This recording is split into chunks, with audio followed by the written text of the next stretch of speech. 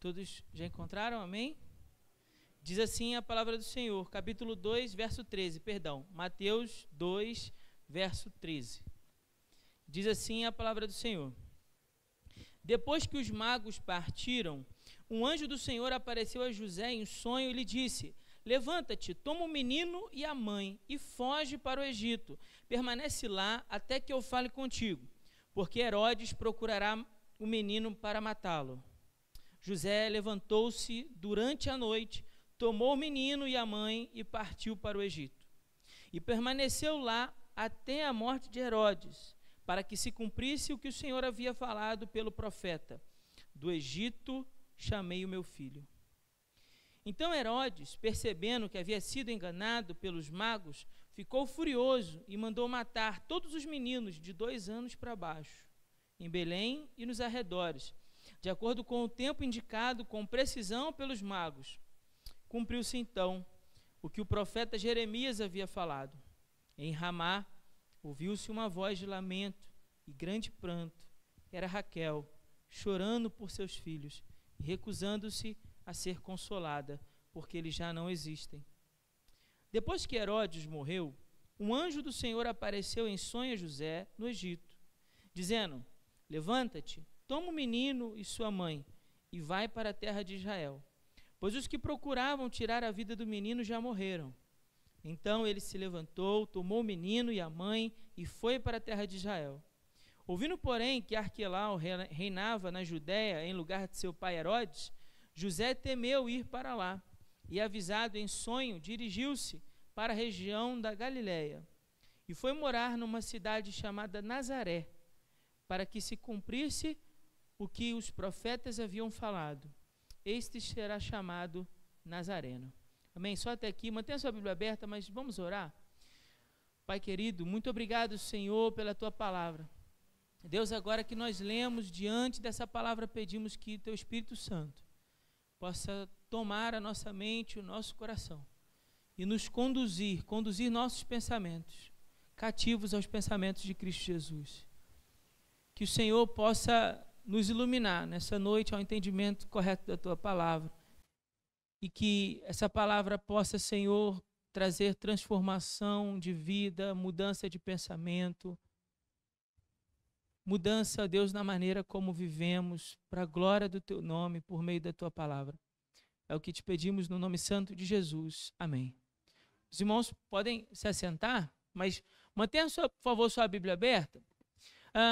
Para nós entendermos melhor essa sessão, a gente precisa fazer um pequeno passeio pontual ao longo desse capítulo 2, para que a gente possa entender melhor o que está acontecendo nesse texto que a gente acabou de ler. Então, vou pedir, por favor, que você volte comigo no verso 8 do capítulo 2. No verso 8 do capítulo 2, o que nós vamos ler agora é a conversa de Herodes com os magos que haviam ido visitar Jesus após o seu nascimento, certo? Os magos viram a sua estrela, você talvez conheça a história, que eles estão nos visitando aqui, talvez você conheça a história pelos filmes ou pelos aqueles presépios onde vê-se a estrela e os magos vão até Jesus. Bom, essa visita narrada no capítulo 2, do verso de 1 ao verso 12. E quando eles vão primeiro a Jerusalém perguntar pelo menino. Pedir orientação sobre onde especificamente nasceria o rei dos judeus. Herodes, então, recebe aquela notícia, chama os principais sacerdotes e mestres da lei, mestres do povo, para saber aonde especificamente o menino vai nascer, e eles então dizem que pelas profecias o menino nasceria em Belém.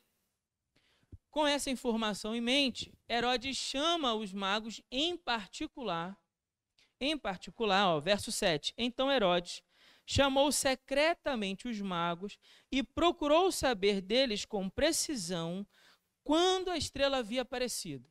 Qual é o tempo? Depois, diz verso 8, e enviando-os a Belém, já sabendo então do lugar, tendo uma ideia mais ou menos do tempo, ele disse: ide e perguntai cuidadosamente sobre o menino. Quando o achares, avisai-me, para que eu também vá adorá-lo. Então, olha o que Herodes está dizendo para os magos. Me avise, mande me avisar, se vocês encontrarem um menino, que eu também quero ir, afinal de contas, para adorar. Agora vamos ao verso 12. Verso 12, os anjos, então, os magos já encontraram o menino ali com a sua mãe, dão a ele presente, o adoram, né? Entregam a ele presente, e aí vem o verso 12 dizendo: sendo avisados em sonho para não voltar a Herodes, regressaram para sua terra por outro caminho. Então, aqui o autor está nos dizendo que eles não vão cumprir o que disse no verso 8, porque eles compreenderam que se tratava de uma armadilha. E eles compreenderam como? Porque o anjo do Senhor falou com eles, para que eles não voltassem, ou seja, para não darem informações sobre o menino para Herodes. Agora vamos ao verso 16. Verso 16. Então, Herodes, percebendo que havia sido enganado pelos magos, já que eles não avisaram, voltaram não por Jerusalém, mas por outro caminho, ficou furioso e mandou matar todos os meninos de 2 anos para baixo em Belém e nos arredores, de acordo com o tempo indicado com precisão pelos magos. Bom, lá no verso 8, nós vimos Herodes armando ali, né, construindo uma armadilha para eliminar mais uma ameaça na cabeça de Herodes. Vão eliminar mais uma ameaça ao meu trono. Quando no verso 12, então, os magos são avisados, eles tomam uma outra direção, porém, depois de determinado tempo, Herodes percebe que se eles tivessem voltado pelo caminho, já deveriam ter passado por Jerusalém. Então, de alguma maneira, eles foram embora e omitiram a informação a Herodes. Herodes era um homem muito astuto, muito ardiloso, mas também muito cruel.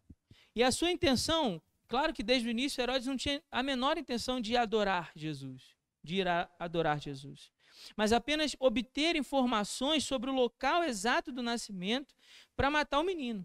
Isso fica claro no texto. Por isso Deus avisou os magos em sonho para que não voltassem e retornassem a Herodes, mas que fossem para sua terra por outro caminho. Quando Herodes percebe, ele descarrega toda a sua maldade nos meninos em Belém.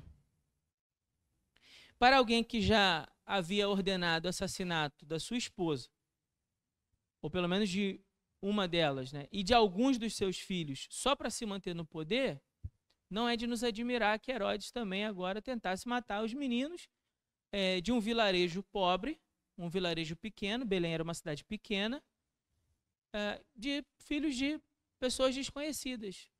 Percebe? A crueldade de Herodes é tanta que ele não se importa de matar aquelas crianças. Ele não se importa.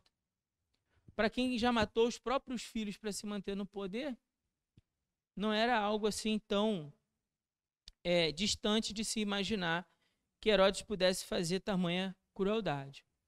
E aí nisso o texto se desenvolve. É nessa situação, nessa circunstância, em que o autor vai desenvolver o texto, a sua narração. Primeiro, ele vai falar sobre essa fuga para o Egito, dos versos 13 até o 15.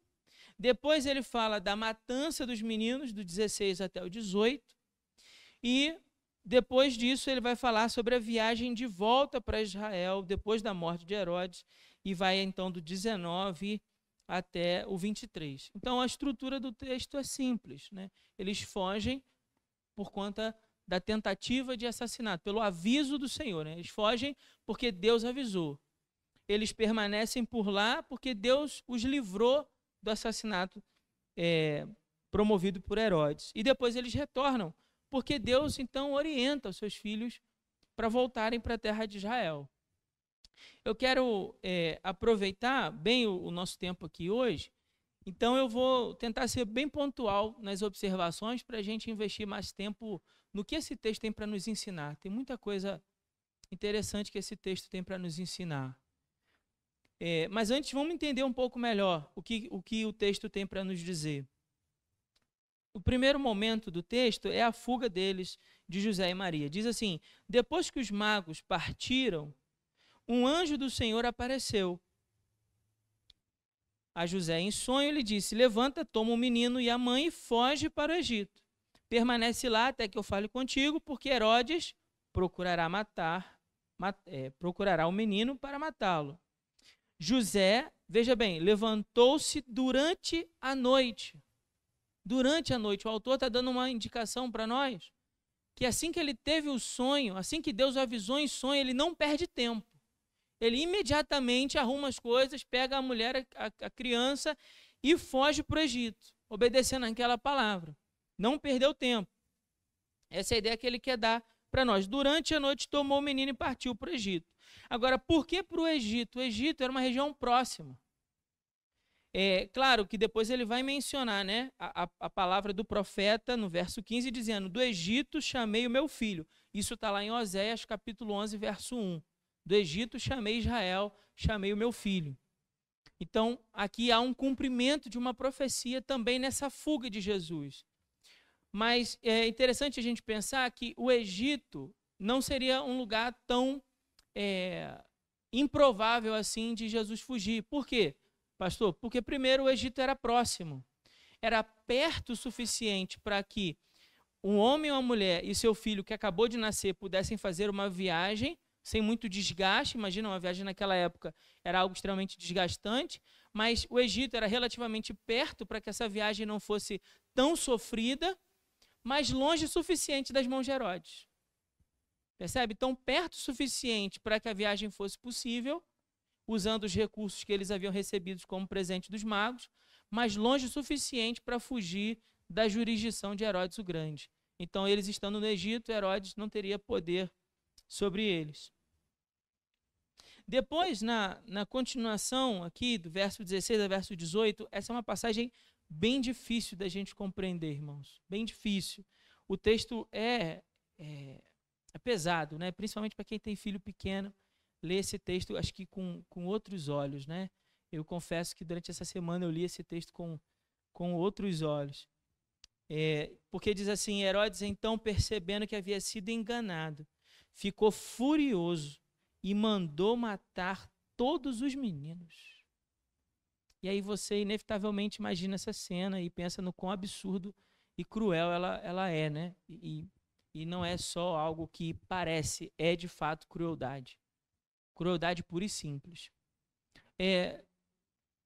Eu pesquisando sobre esse texto, quando a gente vai pregar, a gente faz uma opção de pesquisa, você busca relato histórico, faz o dever de casa, e aí muitos comentaristas ficam tentando especular quanto talvez seria a quantidade dos meninos que ele mandou matar. Por quê? Porque no primeiro momento, quando a gente pensa numa cidade, todos os meninos sendo mortos, eu não sei você, mas eu imagino logo centenas de meninos sendo mortos, certo? Não sei se você pensa assim também. Mas aí eles vão construir uma ideia que não, porque até hoje Belém é uma cidade muito pequena. Até hoje poucas pessoas moram em Belém. Né? Com toda a proeminência que a cidade tem, depois de Jesus ter nascido lá. E para aquela época, então, menos pessoas ainda moravam lá. Então, isso significaria que, no máximo, talvez tivesse aí uns 20 meninos nessa faixa de idade. Mas, irmão, sejamos sinceros, bastaria um menino morto, que já seria algo cruel, não é? Então, não cabe a gente ficar especulando quantos meninos, mas a fim de perceber apenas o tamanho da crueldade desse rei. O desejo puro e simples de matar Jesus. Desejo de matar Jesus. E aqui eu acho que vale para nós um paralelo, a gente pensar. Porque na primeira sessão desse texto, o que nós vimos? Nós vimos reações a respeito da notícia. Jesus nasceu. Foi isso que nós vimos do verso 1 ao verso 12. A gente falou sobre isso aqui domingo passado. 3 tipos de reações diferentes. A primeira reação é a reação que a gente falou dos próprios magos que vão em busca do menino para adorá-lo. A segunda foi a reação dos doutores, dos sábios da lei, que mesmo sabendo ali, tendo conhecimento das escrituras para saber aonde Jesus nasceu, eles não se importam, eles não vão atrás de Jesus. Eles estavam em Jerusalém, aproximadamente menos de 10 quilômetros de Belém. e mesmo assim não foram atrás de Jesus para adorá-lo, mesmo sabendo das profecias a respeito de Jesus, eles ignoram. E uma terceira reação que nós vimos naquele texto é o ódio de Herodes já articulando uma armadilha para matar o menino. E aí eu compartilhei aqui com os irmãos domingo passado que essas mesmas reações são as reações que nós vemos hoje. Quando nós dizemos a alguém, olha, Jesus nasceu, creia no Evangelho. Quando a gente fala de Jesus para alguém, 3 reações possíveis no mundo. A primeira é que alguns vão abrir o coração para essa mensagem e vão adorar Jesus por quem ele é. Porque note, os magos quando chegam na casa, eles não veem um rei sentado no trono, eles veem um menino no colo da sua mãe. Quando os magos entraram lá, eles não se depararam com o discurso de Jesus, com a pregação de Jesus, para que pudéssemos dizer, bom, eles foram convencidos, afinal de contas eles ouviram o mestre falar. Isso não aconteceu no texto. Jesus era uma criança, era um bebê. Outra coisa que nós podemos dizer é que os magos também não foram impactados por algum milagre. Né? Se chegassem lá e vissem, por exemplo, Jesus realizando um milagre, aí você poderia dizer, estava fácil ajoelhar e adorar o menino. Mas nada disso. Não foi um rei sentado no trono, nem um general. Não ouviram discurso, nem tampouco viram milagre. Por que eles adoraram então Jesus? Adoraram Jesus por quem ele é. Adoraram Jesus por quem ele é. O rei dos judeus. O nosso rei prometido. Agora, pense comigo, irmãos, olhando para esse texto, por que Herodes tenta matar Jesus? Ele esperava o quê? Ir chegar lá em Belém e se deparar com um general organizando uma revolta? Não, ele sabia que Jesus provavelmente era um menino. Não tinha nada de general ali. Um rei revolucionário para tomar o seu poder, um inimigo declarado? Também não, Jesus era uma criança. Não, já sei, então, Herodes ia lá e ouvir Jesus falar, e aí então ia ficar ofendido pela mensagem do Evangelho. Não. Testemunhar um milagre? Também não. E aí, eu e você precisamos, diante desse texto, nos fazer uma pergunta, que parece boba, mas é importante. Por que então Herodes manda matar o menino? Pela mesma razão que os magos o adoraram. Por Jesus ser quem ele é. Pensa um pouquinho nessas palavras, irmãos. Mastiga esse negócio que eu estou falando aqui. Aqueles que adoraram Jesus o adoraram por quem ele é. E aqueles que buscaram matar Jesus, odiaram Jesus, queriam destruir Jesus, queriam fazer isso por quê? Por quem ele é. Quem o ama por quem ele é. Quem o odeia por quem ele é. E é assim que é no mundo até hoje. Desde o início, o que Mateus está mostrando para nós é que desde o início o Cristo foi rejeitado. Desde o início o Cristo foi odiado. Buscaram destruir a mensagem. Desde o início. E quando nós observamos os corredores da história, nós nos deparamos com a mesma coisa, com o mesmo comportamento. Ou não foi assim? Que desde sempre tentaram matar Jesus, de alguma maneira. Não falo só do ponto de vista físico, como Herodes fez, de matar Jesus. Ou, quando Pilatos ordenou sua morte, sua crucificação na cruz, ou os líderes religiosos que se organizaram e macumunaram entre si, prevendo um assassinato de Jesus, né? Organizando um assassinato de Jesus. Não. Não só isso que eu estou falando, não. Eu estou falando da tentativa de matar o Evangelho, a boa notícia de que Jesus nasceu. Foi assim desde sempre na história. Nero e tantos outros imperadores ao longo da história tentaram de alguma maneira matar a mensagem. Jesus nasceu. Agora, o que a história nos mostra é que esses homens poderosos vieram e se foram. Mas a mensagem do Evangelho permanece. A palavra de Deus permanece para sempre. O Logos, a palavra encarnada, o verbo encarnado, o Logos de Deus permanece, apesar de todo o ódio que o mundo tente demonstrar a respeito de Jesus. Não é muito diferente dos nossos dias. Quando nós falamos de Jesus, alguns vão odiar. Por que razões? Não importa, por ser ele quem ele é. Outros irão ignorar, não irão dar a menor atenção. Mas há aqueles que, pela pregação do Evangelho, serão chamados à fé salvadora em Cristo Jesus. E é por isso que nós falamos Jesus nasceu. É por isso que nós declaramos essa mensagem, Jesus nasceu. Porque nós cremos que Deus vai salvar alguns pela obra da pregação do Evangelho. Deus está chamando os seus. Depois, o texto continua falando sobre, a partir do 17, dizendo: cumpriu então o que o profeta Jeremias havia falado. E diz assim: em Ramá ouviu-se uma voz de lamento e grande pranto.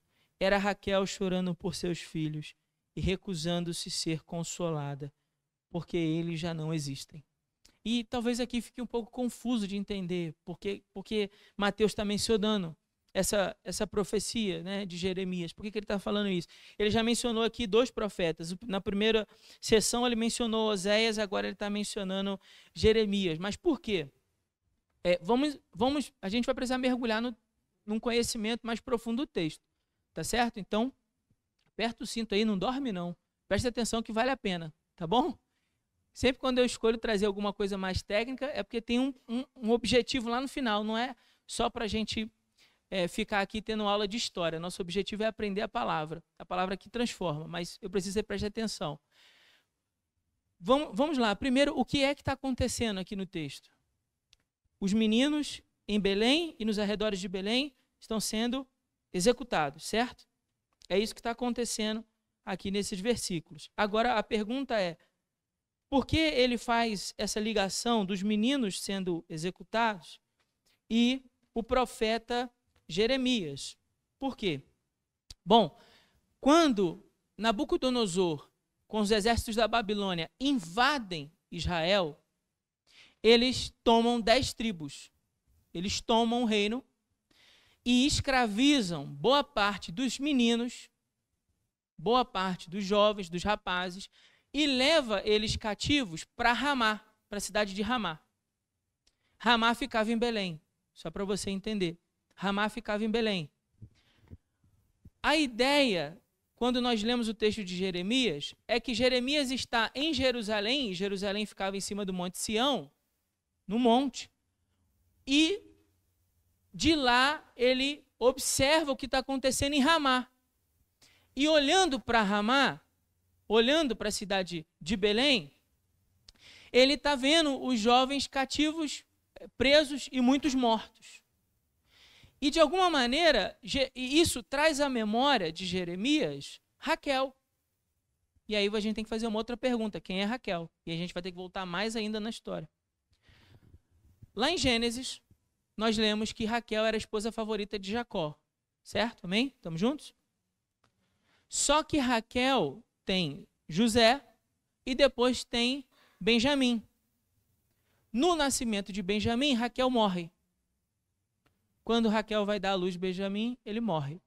E aqui tem uma questão muito interessante nas palavras em hebraico que aparecem no texto ali, que às vezes não fica tão claro assim. Mas deixa antes eu contar uma história engraçada. Quando eu e Vanessa escolhemos o nome do nosso filho de Benjamim, a gente chamou um pastor amigo nosso para fazer o culto, né, no dia do chá de fralda. E aí, quando ele chegou, né, para o culto e tudo mais, e perguntou: mas qual é o nome do menino? Benjamim. Ele tremeu na base, tremeu nas pernas. Ele conhecia, né, a nossa história, alguns irmãos aqui sabem do que eu estou falando. E aí ele ficou com as pernas bambas, assim, pensando: bom, Felipe é maluco, né? Por que eles estão escolhendo esse nome? Tal? Será que, né? Porque, naturalmente, ele se lembrou ali que Raquel morreu no parto. Então, imagina, irmãos. Ó, a mulher vai dar à luz, você vai escolher o nome do filho que a criança morreu no parto, né? A gente não escolheu só porque era bonitinho, né? A gente escolheu por conta daquilo que o nome queria dizer. Só que quando Raquel dá à luz, agora eu quero ver aqui quem é bom de Bíblia. Vou fazer o teste aqui agora. Quando Raquel dá à luz um menino, qual é o nome que ela diz que o menino deve ser chamado? Quem lembra? Viu? Tem gente lendo Bíblia aí, glória a Deus por isso. Benoni. E Benoni, no hebraico, é o filho da minha dor. Raquel estava querendo colocar esse nome no menino por conta do sofrimento que ela estava passando naquele momento que ela estava morrendo. Entende? Só que Jacó não chama o menino de Benoni. Ele chama o menino de Benjamim. Então ele troca o nome do menino. Ao invés de dar o nome de filho da minha dor, Jacó coloca o nome do menino, filho da minha força. Filho da minha destra. Benjamim significa isso, filho da minha mão forte, ou da minha destra. E aí, com isso, Jacó estava também declarando algo a respeito do falecimento da sua esposa. Ela estava declarando, olha, eu dei à luz esse menino com muita dor, com muito sofrimento. Mas ele também estava declarando, mas esse filho vai ser a minha força para segurar as pontas, já que eu vou perder minha esposa. Então, há essa relação no nome do menino. Porém, Benjamim, nesse momento do seu nascimento especificamente, ele é um arquétipo de Jesus. O que é um arquétipo? É uma circunstância, um personagem que vive um episódio no Velho Testamento, mas que aponta para Jesus. Veja só, quem é o filho do sofrimento? Quem é o homem de sofrimento? De Isaías 53. Jesus, o servo sofredor. Mas também quem é o filho da sua mão direita que está sentado à direita de Deus, o Pai? Jesus. Percebe? Então, o nascimento, aquele episódio do nascimento de Benjamim é um arquétipo de Jesus. Ele é o filho do meu sofrimento, mas também é o filho da minha mão direita. Ele se assentará à direita de Deus para governar. Ele é o meu braço forte. Então, dessa maneira, o nascimento de Benjamim aponta para Jesus. E o sofrimento de Raquel naquele momento é lembrado por Jeremias. Só que o interessante é a maneira como Jeremias descreve essa história, porque Raquel morreu. Ela não ficou chorando pelo filho. O filho viveu. Quem morreu foi a mãe. Mas naquele episódio que Jeremias está observando de Jerusalém, ele declara na profecia, Raquel está chorando, ou seja, a mãe está viva e o menino está morto.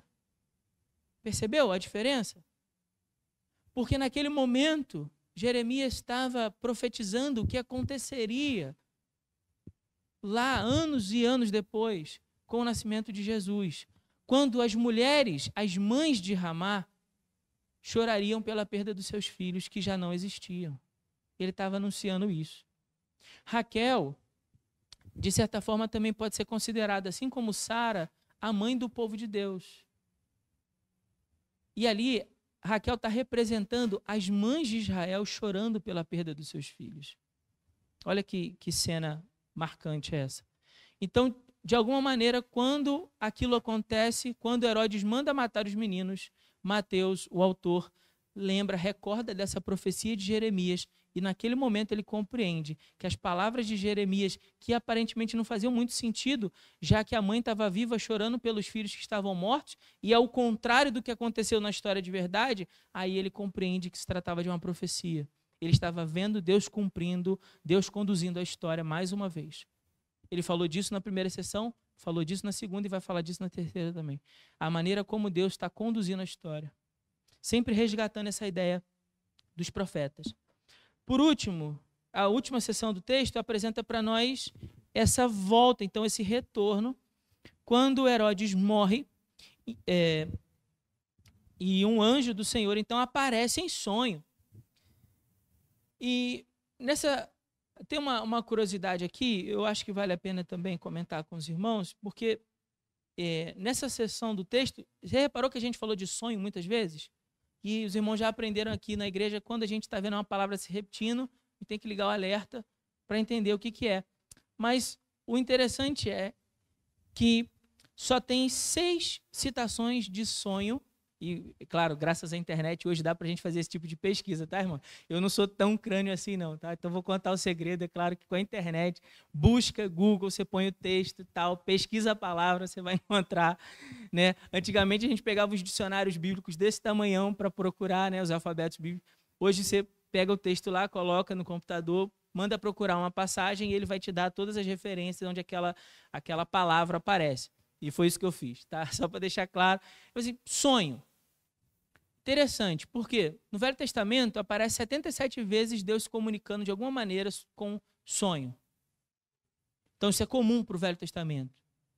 Mas isso não é comum no Novo Testamento. Mas nessa passagem aqui a gente viu 4 vezes. Só no capítulo 2, tem 4. Ó. Um no 12, quando o sonho manda que os magos fujam. Depois, no verso 13, um sonho para José fugir. Depois, no verso 19, um sonho para José voltar para Israel. E quando ele volta para Israel, o que dá a entender o texto aqui, a gente já falando disso, né, já adiantando essa informação, aparentemente eles vão voltar para Belém, mas então no 22 ele tem um novo sonho. Ele tem a informação de que Arquelau está reinando, né, o filho de Herodes, obviamente tão cruel quanto ele. E aí, em sonho, José é avisado. E pode ser que você, lendo isso em casa, tenha a impressão errada de que seria comum, então, Deus falar por meio de sonho. E aí eu quero só corrigir uma prática. Isso vale para os irmãos que são membros da Primeira Igreja Batista.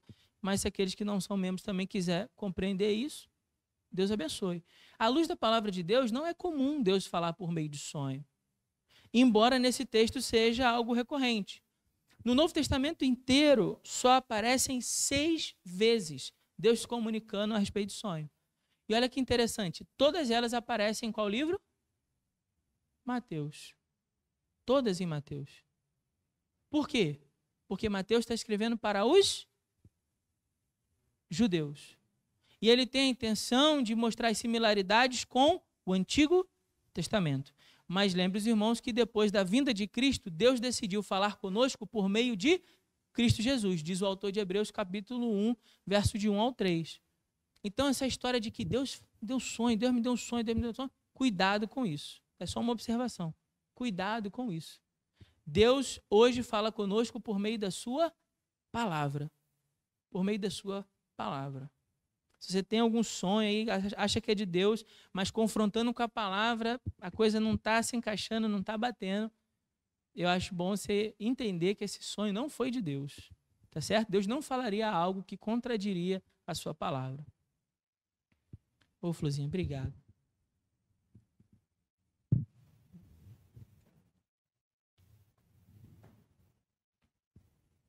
Bom, vamos lá, já estou terminando. Levanta, pega o menino, verso 20, a mãe vai para Israel, pois os que procuravam tirar a vida do menino já morreram. Ele então se levantou, tomou o menino e a mãe foi para Israel. Verso 22, ouvindo que Arquelau reinava na Judéia, em lugar de seu pai Herodes, temeu ir para lá. E, avisado em sonho, dirigiu-se para a região da Galileia e foi morar numa cidade chamada Nazaré, para que se cumprisse o que os profetas haviam falado, ele será chamado Nazareno. E aí você vai para o Velho Testamento e procura essa expressão Nazareno e não encontra. Você não vai encontrar. E aí fica um negócio esquisito. Você fala assim, a Bíblia está errada? Não, não está errado. Vamos entender isso. Primeiro, Nazaré era um vilarejo muito desprezado. Nem era considerado uma cidade na Galiléia. Tanto que Flávio Joséfo, um historiador do primeiro século, judeu, ao narrar uma série de cidades, né, que faziam parte daquela região da Galiléia, uma região relativamente pequena, né, ele vai narrar as cidades ali, cerca de mais de 40, e não menciona Nazaré, como se Nazaré fosse um lugar realmente sem nenhuma importância. É um lugar muito pequeno. Então, por isso não aparece essa menção. E também não aparece a menção da cidade de Nazaré no Antigo Testamento. O que o autor está querendo dizer, então? De alguma maneira, Mateus, quando nos traz essa informação de Jesus ser reconhecido como Nazareno, isso vai acontecer depois. Lá em Atos, por exemplo, os discípulos vão ser chamados de nazarenos, como a semelhança do seu mestre, de Jesus. Então, até esse momento, como assim ser chamado de Nazareno depois da vida de Jesus? Tudo bem, faz sentido. Nazaré ganhou destaque, ganhou conhecimento, né? As pessoas questionavam, pode ver alguma coisa boa de Nazaré? Mas depois da vinda de Jesus, ficou claro que veio algo importante de Nazaré. Mas até aquele momento, então por que o autor está falando isso para nós? O que ele está querendo nos mostrar? A palavra Nazaré vem de Netzer. E Netzer é uma palavra em hebraico para dizer ramo, broto. Um novo broto que nasce na planta, sabe? Quando ela brota um novo galho, um novo ramo, é essa palavra Netzer. E vários dos profetas, como Isaías, como Jeremias, como Zacarias, chamam Jesus nas suas profecias de renovo, ou seja, de broto. Um broto que vem da raiz de Jessé. E, de alguma maneira, Mateus está olhando para a vida de Jesus em Nazaré e reconhece nisso a profecia de que ele é um broto novo que vem da raiz de Jessé. Ele é o renovo prometido que nós tanto aguardamos. E isso faz essa ligação com Jesus ser o filho de Davi, lá do capítulo 1 que nós vimos. Então, dessa maneira, ele aponta. O que a gente está vendo aqui, irmãos? Para a gente sintetizar isso numa grande ideia. Ainda que as circunstâncias se mostrem contrárias, nós estamos vendo Deus conduzindo o seu filho. A cada etapa do caminho, Deus está conduzindo o seu filho. E diante dessa palavra a gente tem algumas coisas para aprender. Eu vou ler rapidinho por conta do nosso horário. Mas preste bastante atenção, se você não estava prestando atenção em nada no sermão, agora é a hora de você ficar ligado. Bom, primeira coisa que a gente aprende com essa passagem. Anda bem, quer dizer, caminha, vai, segue bem. Quem escolhe dar ouvidos à condução do Senhor? Isso fica claro nessa passagem. Quem decide dar ouvido às orientações do Senhor de quando ir, quando voltar, quando parar, quando agir, vive bem. Você viverá melhor se der atenção às orientações do Senhor sobre a sua vida. A buscar a direção do Senhor do que você deve fazer. Uma palavra de Deus para ir, levou José. Uma palavra de Deus para voltar, trouxe José e sua família de volta. E assim, dessa maneira, o comportamento de José nesse texto, observar o comportamento de José nesse texto, é uma grande fonte de inspiração para nós. Só deveríamos fazer alguma coisa sob a orientação do Senhor. Você vai viver melhor seguindo por esse caminho do que seguindo nas tuas próprias ideias, nos seus próprios pensamentos, na tua própria vontade. Segunda lição, José e Maria foram livres no sentido de serem preservados, né, daquele perigo, e eles nem faziam ideia. Eles nem faziam ideia. Quando eles foram, eles tinham só uma informação. Herodes vai tentar matar. Mas eles nem ficaram sabendo do que aconteceu a princípio em Belém. Talvez, posteriormente, eles tenham vindo a ficar sabendo, mas não naquele momento. Eles só tinham uma palavra, olha, foge porque vão tentar matar.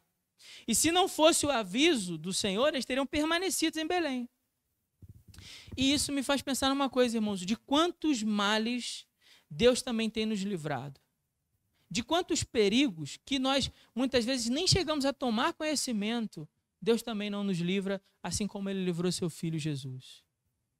Às vezes, perigo que você nem tomou conhecimento, mas a boa mão de Deus estava lá para te livrar, para te guardar e te proteger. E nisso nós também podemos ver o como Deus conduz a vida dos seus filhos, livrando eles até de perigos que eles nem sabem. Deus faz assim conosco também. Terceiro, o Filho de Deus, o Rei prometido a Israel, nasceu em um vilarejo pequeno, Belém, cresceu numa cidade desprezada, Nazaré. Grande é o seu exemplo de humildade. Humildade. Se fez homem e habitou entre nós, cresceu sem luxo, sem privilégios, conheceu a pobreza, a privação, porque essas ideias que Jesus era rico é terminantemente loucura. Não tem nenhum texto bíblico que dê base para essa teologia insana da prosperidade em dizer que Jesus era rico porque ele nasceu com barra de ouro no pé. É só coisa para quem não lê Bíblia. A barra de ouro, o incenso e a mirra que recebeu pagaram a viagem e o tempo que eles passaram no Egito. É isso. Depois, quando eles voltam, vão para um vilarejo pobre e humilde, que nem era contado entre as cidades da Galileia. Você acha que é por quê? Porque Jesus era rico? Não, porque ele cresceu no meio da pobreza. É isso. Jesus cresceu e conheceu a pobreza e a privação. Ele cresceu sem luxos e sem privilégios. Não nasceu num berço de ouro. Também não estou fazendo apologia à pobreza, é uma realidade apenas. Estou narrando uma realidade. Jesus nasceu sem luxos ou sem privilégios. Ele aprendeu a ver a beleza nas coisas simples da vida. O autor de Filipenses, o apóstolo Paulo, no capítulo 2, vai narrar para nós que precisamos ter o mesmo sentimento que havia em Cristo Jesus, de que sendo Deus não usurpou ser tratado como Deus, mas antes se humilhou, se fazendo homem e vivendo entre nós. Então, esse foi o exemplo de Jesus, um exemplo de humilhação. Humilhação. Jesus humilhou a si mesmo. E aí diz o texto na continuidade que Deus o exaltou. Louvado seja o nome do Senhor. Deus o exaltou e fez o seu nome grande, né, para que diante de Jesus todo joelho se dobre no céu e na terra. Então, a própria vida de Jesus é um exemplo para nós de humildade. Humildade. A vida de Jesus é para nós um exemplo de humildade. Quarto, as circunstâncias podem estar fora do nosso controle. José e Maria não tinham nenhuma segurança naquele momento, nenhuma forma de controlar o que estava acontecendo. Mas embora as circunstâncias fujam ao meu e ao teu controle, as circunstâncias jamais fugirão ao controle de Deus. Isso fica claro nesse texto. As circunstâncias podem fugir ao meu e ao teu controle, mas elas jamais fugirão ao controle de Deus. Guarde isso no teu coração. Quando tudo parecer perigoso, as circunstâncias se mostrarem contrárias, você temer a sua própria vida, assim como José e Maria temeram a sua própria vida, lembre-se, Deus está conduzindo a vida dos seus filhos a cada passo. Deus está conduzindo a vida dos seus filhos. Deus está conduzindo a sua história. Agora tem uma outra coisa também que eu quero compartilhar com os irmãos. Essas foram aplicações, eu acho que mais óbvias a respeito desse texto, mas sabe, irmãos, eu fiquei pensando muito na postura de Herodes e no comportamento dele nesse texto. E eu queria compartilhar com vocês algumas observações também, só a respeito disso. E só a respeito da morte de Herodes. O que a morte de Herodes também pode ensinar para mim e para você. Né? Porque tem coisas aqui que a gente precisa pensar, refletir. A primeira delas é que nenhuma autoridade humana tem poder para destruir Jesus e o Evangelho. Nenhuma autoridade. Isso fica claro quando Herodes morre. É o fim derradeiro daquele que tentou matar o próprio Jesus. E essa mensagem de Jesus e do Evangelho, ela é o poder de Deus. Ela vence a todos os que lhe opõem. Todos que se opõem contra Jesus irão perecer. E a mensagem do Evangelho permanece. Nenhuma autoridade humana pode destruir o Evangelho. Como a gente pode pensar nisso nesse tempo, não é? Quando a gente teme o poder dos governantes e aquilo que eles podem fazer contra o Evangelho? Irmãos, nenhuma autoridade humana pode destruir Jesus. Nenhuma. Segunda coisa que a morte de Herodes nos ensina é que um homem, olha bem, pode possuir poder, dinheiro, privilégios nesse mundo, mas ele jamais poderá comprar a vida eterna. Por mais poderoso que seja, por mais dinheiro que tenha, não poderá comprar a vida eterna. Todo homem no pecado é como Herodes, inimigo de Deus e das coisas de Deus. E o seu fim é ou será o mesmo que o dele, a morte. A menos que o homem se reconcilie com Deus por meio de Cristo, ele jamais poderá experimentar vida eterna. Herodes veio e morreu por conta de seu pecado, mas aquele que crê em Cristo como Senhor e Salvador viverá eternamente. Outra lição que a morte de Herodes nos traz: tanto esforço para manter o trono, para manter o seu poder, sua posição. Mal sabia Herodes que o seu fim estava próximo naquele tempo. Como diz Lucas, capítulo 12, verso 20, louco, essa noite pedirão a sua alma, o que tens reservado, para quem ficará? Herodes fez todo um esforço de matar aquelas crianças, aquele ato de crueldade, para se manter no poder. Mas para quê? Para quê? Ele se agarrou ao trono como se pudesse manter ele para sempre. Não podia. Mal sabia que o fim estava próximo. Sabe, irmãos, essa atitude de Herodes tem muito a nos ensinar. Porque quantas vezes nos agarramos apenas àquilo que é passageiro. Nos agarramos aos bens, nos agarramos à posição que temos nessa vida, alguma forma de destaque social, algum tipo de privilégio, e fazemos todo o esforço ao longo da nossa vida para nos agarrarmos a essas coisas. Só que essas coisas vão passar. Um belo dia Deus vai te chamar e aí, acabou. Fim da história. E aí entra Lucas capítulo 12, verso 20. Louco, insensato, essa noite. Se pedirem a tua alma nessa noite, o que você tem para quem fica? Para quem ficará? Não existe sabedoria em viver agarrado às coisas desse mundo. A sabedoria está em se agarrar àquilo que é eterno. Apegue-se ao Senhor. Apegue-se a uma vida de comunhão sincera com Jesus. Do que te adiantará ganhar o mundo inteiro e no final perder sua alma? O que vai te adiantar isso? Por último, irmãos, para a gente terminar. Não nos é permitido saber, a morte de Herodes nos ensina que não nos é permitido saber quanto tempo de vida nós teremos. A vida e a morte são conduzidas pelo Senhor. Nenhum de nós pode sequer acrescentar um dia à nossa existência.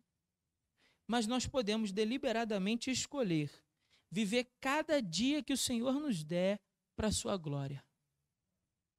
Nós podemos escolher viver cada dia. Você não sabe quanto tempo tem. Talvez tenha menos tempo do que imagina. Herodes também não sabia. Achava que tinha muito. Herodes escolheu viver como inimigo de Jesus. Bom, meu conselho para a gente terminar esse sermão é que você escolha viver quanto tempo o Senhor te der como amigo de Jesus. Amigo de Jesus. Amém? Que Deus nos abençoe com a sua palavra no nome de Jesus.